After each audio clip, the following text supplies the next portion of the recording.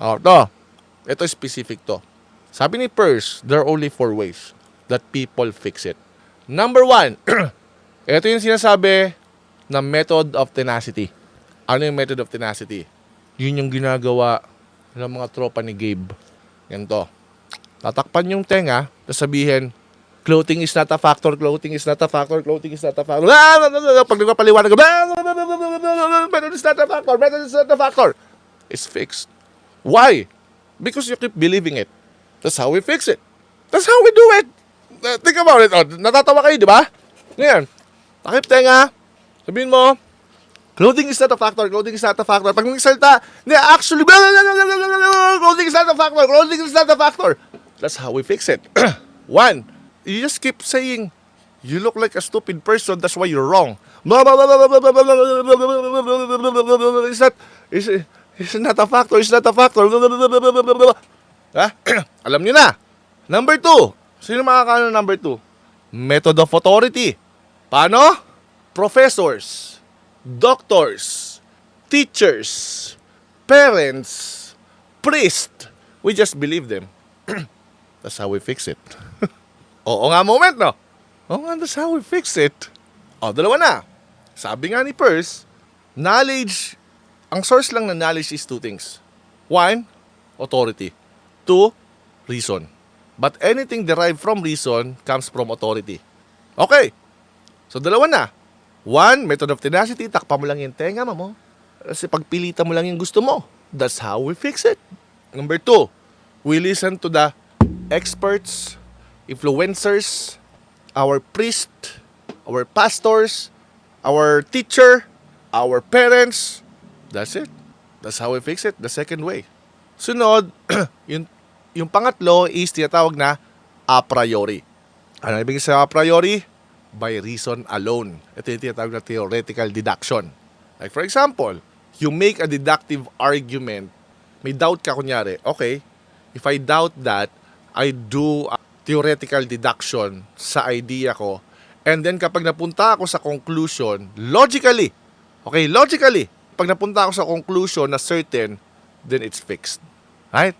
That's how we do it. So ngayon, the fourth is scientific method.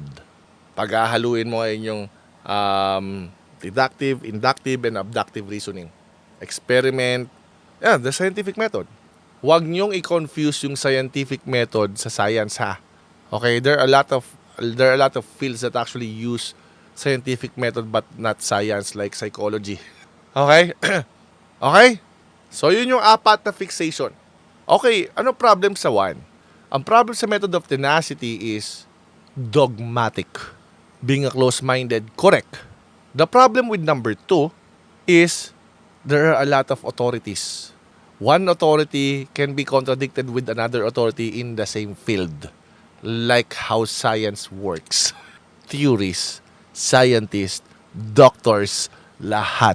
That's the problem. Like statistics ni Gabe. Statistics kung peer-reviewed ko. And peer-reviewed niya. Problem. That's a problem, right? Like the 97% correct. Problema sa a priori. The problem with a priori is yun yung idealism actually. You don't care about empirical evidence. Kaya napaka-weird ni Gabe to use data. Why? I thought it's just a mental thing. Yung pang-4 is scientific method.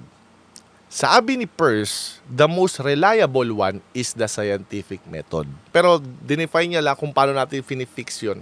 Tayo as human beings. Sino sa inyo yung laging finifix yung belief niya, yung doubt niya through method of tenacity? Press 1. Be truthful. Be honest, guys. 1. Okay. That's how you fix your belief. Madalas 2. So method of authority. Before 1. 1. Okay.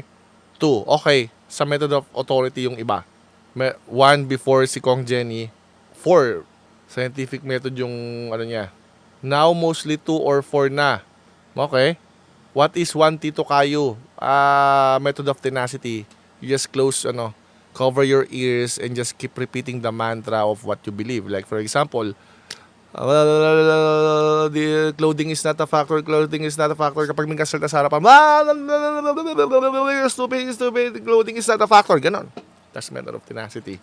Tapos yung 2 is method of authority. May nagsabi sa yung doctor, expert, nagsabi sa yung influencer, teacher, parents.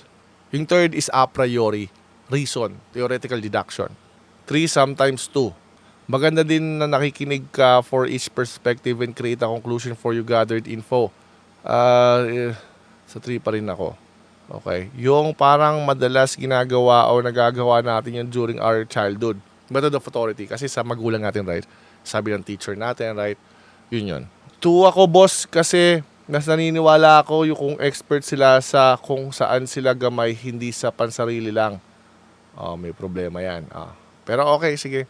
Wala tayong magagawa, ganyan mo i-fix yung belief mo.